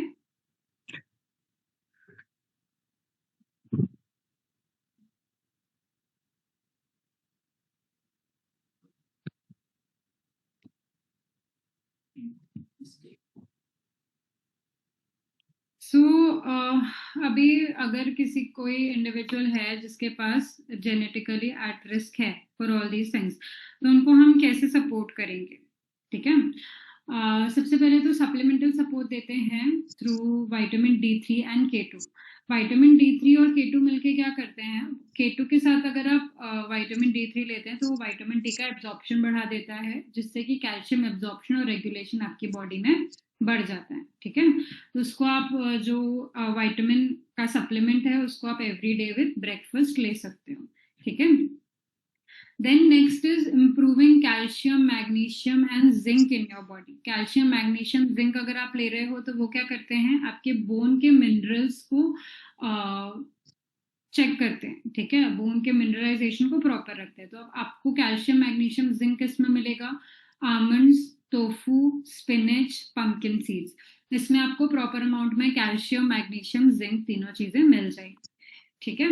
नाउ कोलाजन और विटामिन सी वो क्या करता है, आपको आपका जो बोन का मैट्रिक्स है, ठीक है, जो आपका जिसमें आपके सारे बोन के सेल्स हैं, उसको सपोर्ट करता है, उसको सही रखता है, उसके स्ट्रक्चर को प्रॉपर रखता है. ठीक है. आपको कोलाजन किस में मिलेगा, बोन ब्रॉथ में मिलेगा. ठीक है, बोन ब्रॉथ में मिलता है. देन विटामिन सी आपको लेमन जूस में मिल जाएगा, या फिर कोलाजन स्मूदी भी आप ले सकते हैं कोलाजन सप्लीमेंट्स के साथ. ठीक है, कोलाजन पाउडर भी आते हैं, देन कोलाजन सप्लीमेंट्स भी आते हैं, उसके साथ आप ले सकते हो. देन एक्सरसाइज, अगर आप एक्सरसाइज करते हो तो क्या होता है, उससे आपके बोन स्ट्रांग होते हैं. ठीक है, आपके बोन को स्ट्रेंथन करने के लिए एक्सरसाइज इंपॉर्टेंट होता है. ठीक है. सो एक्सरसाइज कितना फ्रीक्वेंट करना चाहिए, एक्सरसाइज अगर आप 3 से 4 बार करते हो हफ्ते में स्ट्रेंथ ट्रेनिंग, तो वो नए बोन सेल्स बनाने में हेल्प करता है, जिससे जो एज रिलेटेड बोन लॉस होता है वो कम हो जाता है. ठीक है. अंडरस्टूड. Yes ma'am. ठीक है. सो अगर हम ओवरऑल देखें पूरा कि हमने क्या क्या पढ़ा अभी तक, ठीक है, तो विटामिन डी के लिए ये कुछ जीन्स हैं जो रिस्पॉन्सिबल होते हैं. अगर इन जीन में वेरिएशन है तो विटामिन डी का एक्टिवेशन नहीं होगा, विटामिन डी का प्रॉपर बाइंडिंग नहीं होगा. तो उसमें क्या करना है, प्रॉपर विटामिन डी का टेस्ट करवाना है टाइम टू टाइम, और विटामिन डी के सप्लीमेंट्स लेने हैं. देन B12 के ये 2 जीन होते हैं जो कि FUT2, TCN2, ये B12 के एब्जॉर्प्शन को और ट्रांसपोर्ट को रेगुलेट करते हैं. ठीक है. तो अगर इसमें प्रॉब्लम है तो आप मिथाइल कोबालामीन सप्लीमेंट्स ले सकते हैं या फिर प्रोबायोटिक्स ले सकते हैं. ठीक है. देन फोलेट के लिए कौन रिस्पॉन्सिबल होता है, MTHFR जीन, जो हमने पढ़ा था पहले, जो एक्टिव फॉर्म में कन्वर्ट नहीं होने देता. ठीक है. सो फॉलिक एसिड को एक्टिव फॉर्म में कन्वर्ट करने के लिए ये जीन रिस्पॉन्सिबल होता है. अगर इसमें प्रॉब्लम है तो हम फॉलिक एसिड नहीं लेंगे, क्योंकि वो एक्टिव फॉर्म में कन्वर्ट नहीं हो पाएगा. हम सीधा एक्टिवेटेड मिथाइल लेंगे. ठीक है. देन आयरन के लिए HFE और TMPR SS6 जीन रिस्पॉन्सिबल होता है, जो कि या तो आयरन का ओवरलोड कर सकता है या तो डेफिशिएंसी कर सकता है। तो उसके लिए हमें आयरन स्टोरेज लेवल्स चेक करने पड़ेंगे और उसके हिसाब से आयरन का इनटेक एडजस्ट करना पड़ेगा। देन ओमेगा 3 के लिए FADS जीन रिस्पॉन्सिबल होता है, जो कि आपके बॉडी में EPA और DHA में कन्वर्जन कम कर देता है। तो अगर EPA और DHA कम है तो उसके लिए एनिमल सोर्सेज यानी कि फैटी फिश लेना चाहिए, या तो फिर अगर आप नॉनवेज नहीं खाते हैं तो EPA और DHA आपको एल्गल ऑयल से यानी कि सप्लीमेंट से भी मिल जाएगा। ठीक है। देन एंटीऑक्सीडेंट्स अगर हम देखें जो कि डिटॉक्सिफिकेशन के लिए काम करते हैं, उसमें हमने GST जीन पढ़ा। अगर उसमें प्रॉब्लम है तो बॉडी प्रॉपरली डिटॉक्स नहीं कर पाती है। ठीक है। उसके लिए हम क्या कर सकते हैं, सल्फोराफेन और ग्लूटाथायोन का यूज कर सकते हैं। ठीक है। देन बोन मिनरल्स को सही रखने के लिए हमने जीन्स के बारे में पढ़ा कि कौन से जीन्स रिस्पॉन्सिबल होते हैं। अगर उनमें प्रॉब्लम है तो बोन का मिनरलाइजेशन प्रॉपर नहीं हो पाएगा, ऑस्टियोपोरोसिस की प्रॉब्लम जल्दी आ सकती है। ठीक है। तो वैसे कंडीशन में क्या करना चाहिए, स्ट्रेंथ ट्रेनिंग, रेजिस्टेंट ट्रेनिंग करना चाहिए, मैग्नीशियम के सप्लीमेंट्स लेने चाहिए और D3+K2 लेना चाहिए। ठीक है। समझ में आया ये सब कुछ आपको? ठीक है।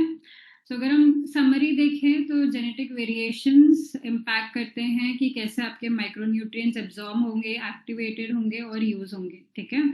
सो कुछ लोगों को अगर उनके में माइक्रोन्यूट्रिएंट्स की मतलब एब्जॉर्प्शन प्रॉपर नहीं होती है तो उनको हमें एक्टिव फॉर्म में या बायो अवेलेबल फॉर्म में देना पड़ता है, और अगर ज्यादा है तो उनको हो सकता है कि लिमिट भी करना पड़े इनटेक, जैसे कि हमने आयरन का पढ़ा इन HFE वेरिएंट जिसमें कि हीमोक्रोमैटोसिस हो जाता है। ठीक है। सो अगर आप DNA के हिसाब से न्यूट्रिशन लेते हो तो that will be more effective and safer.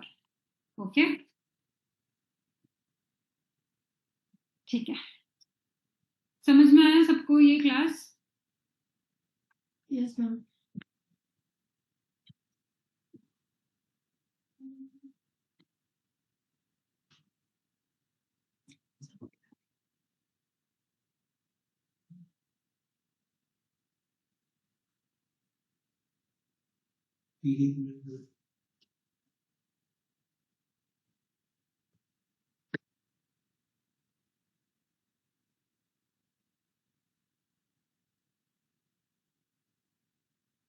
समझ में आया सबको? कोई डाउट है, ये- कोई क्वेश्चन?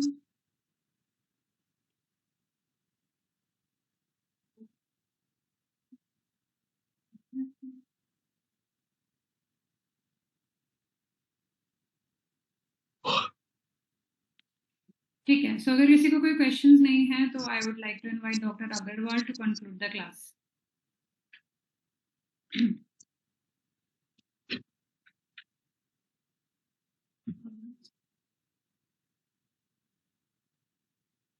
Hello,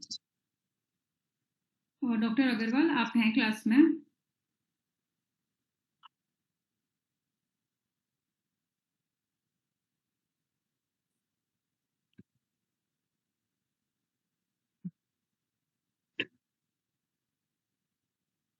Okay.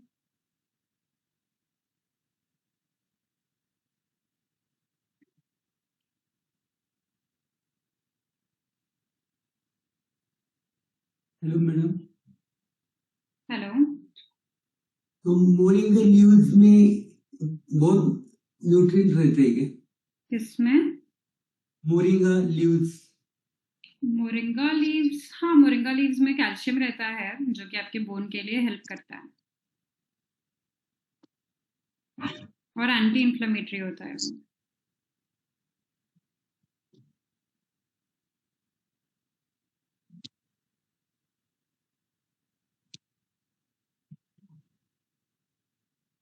मैम मुझे एक सवाल है हम्म। कि walking doesn't come under exercise ना, क्योंकि बहुत से लोगों को मतलब जब हम मिलते हैं तो वो कहते हैं कि नहीं हम बस चलते हैं, और they take supplements and they take बाकी essentials and they just say कि हम लोग बस चलते हैं, मतलब that's it, we are done. तो उतना काफी नहीं है ना, they should join a gym या फिर समथिंग ना। See walking is a type of cardiovascular exercise, ठीक है। सो वॉकिंग अगर आप कर रहे हो, it also depends upon your health condition. मतलब see, अगर आप स्ट्रेंथ ट्रेनिंग की बात करोगे तो it is not for everybody. अगर किसी को बैक की प्रॉब्लम है या फिर किसी को कोई क्रॉनिक प्रॉब्लम है तो वो इतनी ज्यादा स्ट्रेंथ ट्रेनिंग नहीं कर सकते, so they can opt for yoga, ठीक है। बट अगर जो कर सकता है उनको डेफिनेटली स्ट्रेंथ ट्रेनिंग करनी चाहिए, बिकॉज कार्डियोवैस्कुलर एक्टिविटी में अगर आप वॉकिंग हाँ देखोगे नहीं तो मतलब बहुत अच्छा है। पीपल, हाँ हाँ, people who this are is not enough. Capable of doing yes.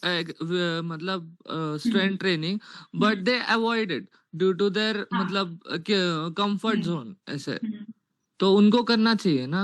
हम्म, हाँ तो वो नहीं करते लोग, मतलब दे गिव एक्सक्यूजेस, और हाँ, फिर correct। जैसे वो सप्लीमेंट्स लेते तो वो एक्टिवली उनके बॉडी में काम नहीं करता है जैसे वो करना चाहिए, हम्म, तो इट बिकम्स अ मतलब पूरा डेफिशिएंसी होता है वो।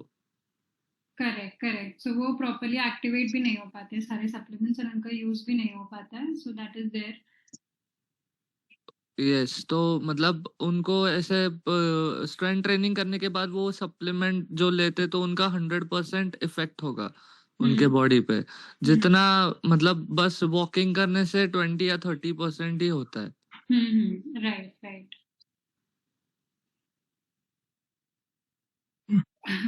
सो doctor Agarwal, are you there in the class? Yes, yes sir. So हो गया क्या आपका सेशन? एक्चुअली पेशेंट देख रहा था। अच्छा अच्छा, okay. Okay I will request you to conclude the class. Okay okay okay, no problem. तो फ्रेंड्स, फर्स्ट ऑफ ऑल आज का जो देखा मैंने, आज का फुल अटेंडेंस था। जितने भी अपने कोर्स के अंदर जितने स्टूडेंट्स है, आज फर्स्ट टाइम ऐसा हुआ है कि सभी लोगों ने अटेंड किया। So that's a good sign कि हम लोग जो है वो एंड ऑफ द कोर्स में आ रहे हैं। अभी इसके बाद में सिर्फ 4 या 5 ही अपने है course. This is the 8th session. तो इसके बाद में सिर्फ 4 ही कोर्स रहेंगे हमारे। तो हम लोग and of the session, and of the course में आ रहे हैं, और अटेंडेंस आपका बहुत अच्छा है। So this is very good sign कि आपको कुछ ना कुछ तो भी समझ रहा है, इसके लिए आप आ रहे हो। और दूसरी बात, जैसा मैंने लेक्चर में बताया था कि छोटी छोटी चीजें जो है ये बहुत इंपॉर्टेंट रहता है। जैसा ओमेगा 3 हो गया, या विटामिन B12 हो गया, विटामिन D हो गया, और ये चीजें हम लोग जो है ये रूटीन प्रैक्टिस के अंदर हम लोग देख रहे हैं। I can say almost 80% patients के अंदर विटामिन D और विटामिन B12 के प्रॉब्लम्स निकल रहे हैं, 80% के अंदर। बराबर है, जिसके भी हम लोग टेस्ट करा रहे हैं उसका ये प्रॉब्लम्स निकल रहे हैं। और जब इनको पूरा इंजेक्शन दे रहे, या टैबलेट फॉर्म में कुछ दे रहे, या डाइट फॉर्म में कुछ दे रहे, तो 100% इसके रिजल्ट्स मिल रहे हैं। Now DNA will be little advance कि उसका एब्सॉर्प्शन हो रहा है क्या नहीं, उसका आगे का स्टोरेज हो रहा है क्या नहीं, ये सारी चीजें जो है तुमको इसके अंदर मिलेगा। तो haemoglobin, vitamin D, vitamin B12, ये सारी चीजें जो है ये बहुत इंपॉर्टेंट है। दिस माइक्रो न्यूट्रिएंट जो मैडम ने इनिशियली बताया, ये माइक्रो न्यूट्रिएंट्स बहुत जरूरी है अपने बॉडी में। और जैसा तुम DNA का रिपोर्ट जब खोल के देखेंगे तो तुमको पहले सारे 20-30 page will be on micro nutrient only, कि तुम्हारा क्या क्या डेफिशिएंसी है, क्या क्या प्रॉब्लम्स है, क्या लेना चाहिए, उसका सॉल्यूशंस क्या है क्या नहीं, सारी चीजें तुमको इससे मिलेंगी। तो जैसा मैंने बताया कि बेसिक्स जो है, बेसिक्स बहुत इंपॉर्टेंट है। तो आज का सेशन थोड़ा सा बेसिक्स पे हुआ है, और बेसिक्स जैसा मैंने बताया वापस इसको रीड करो, क्योंकि जीन्स जो है, और जीन्स का जैसा मैंने लास्ट टाइम भी आपको बताया था कि जीन्स का एक अलग से कॉलम करो, क्योंकि जब मैडम अभी सिखा रही है आपको, तो जीन्स आपको सिखा रही है हर चीज का।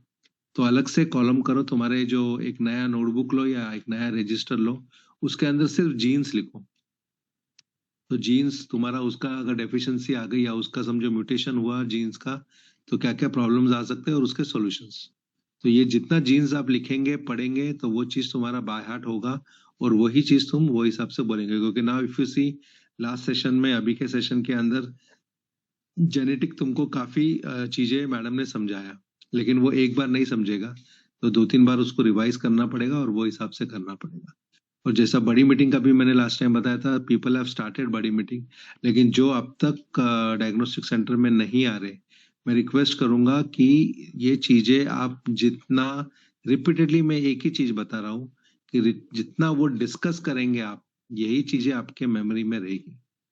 ठीक है, तो जितना हो सके उतना डिस्कस करो। आप जूम मीटिंग में डिस्कस कर सकते हो, आप बड़ी मीटिंग में डिस्कस कर सकते हो। तो अगर समझो आने को पॉसिबल नहीं है आपको डायग्नोस्टिक सेंटर में, तो आप जूम मीटिंग लो, वंस अ वीक लो, और उसके अंदर जो है वो सारे लोग डिस्कस करो क्या चीजें सिखाया। तुम्हारा प्लान करो, ग्रुप अपना ऑलरेडी है, तो उसके अंदर प्लान करो, चलो अपने को वेडनेसडे को करना है, थर्सडे को करना है, तो मेक अ जूम मीटिंग के अंदर डिस्कस करो, मैडम ने जो जो चीज बताई है, जो जो तुमको समझ में आया वो तुम बात करो, जो नहीं समझ में आया उसके बारे में डिस्कस करो। तो जो भी चीजें नहीं समझ में आया वो पॉइंट्स नोट डाउन होएगा, तो जब क्वेरी सेशन आएगा तो वो क्वेरी सेशन के अंदर तुम ये सब चीजें पूछ सकते हैं। तो सबसे रिक्वेस्ट मैं करूंगा कि अगर आपको आने नहीं जम रहा है डायग्नोस्टिक के अंदर, तो जूम पे आप बड़ी मीटिंग करो, 1 घंटा उसके लिए दो, क्योंकि जैसा मैंने बताया this session is only for you, it's a personalise session, उसको पूरा आपको यूज करना है उसका। और अगर यूज करते हो तो ही आपका जो ब्रांड बिल्डिंग है वो होगा, नहीं तो it will be just a motivation. So I don't want this session to be a motivation, this course to be a motivation only for you. क्योंकि motivation will last only for 1 or 2 months more. उसके बाद में motivation सिर्फ लगेगा, बाद में कुछ भी चीज ध्यान में नहीं रहे। तो जो भी चीज आपको बताया जा रहा है, जो भी होमवर्क आपको दिया जा रहा है, तो वो होमवर्क के ऊपर फोकस करो। जैसा आज का भी जो क्वेश्चंस के अंदर काफी क्वेश्चंस ऐसे थे जो आप लोग आंसर नहीं कर पाए, तो वो क्वेश्चंस को वापस, असाइनमेंट जो भी दिया था आपको उसको वापस रीड करो, इसका भी तुमको रिकॉर्डिंग मिलेंगी, वापस रीड करो, किधर गलतियां हो रही है वो देखो, बड़ी मीटिंग करो, जूम मीटिंग करो, और वो हिसाब से आगे बढ़ सकते हो। Okay, over to you Muskan. Yes, sir. Thank you so much. And definitely you will have to read it again and again. And जैसा आप देखोगे तो सारी क्लासेस एक दूसरे से कनेक्टेड है। जैसे आज की क्लास में भी मैंने काफी सारी पिछले क्लासेस का रेफरेंस दिया। So it is very important कि अभी की क्लास के साथ साथ आप पिछले क्लासेस को भी थोड़ा रिवाइज करो एंड एक बार गो थ्रू करो, ठीक है? सो नेक्स्ट क्लास में, डाउट क्लास में we will revise this class and पिछला वाला मॉड्यूल भी हम एक बार रिवाइज कर लेंगे।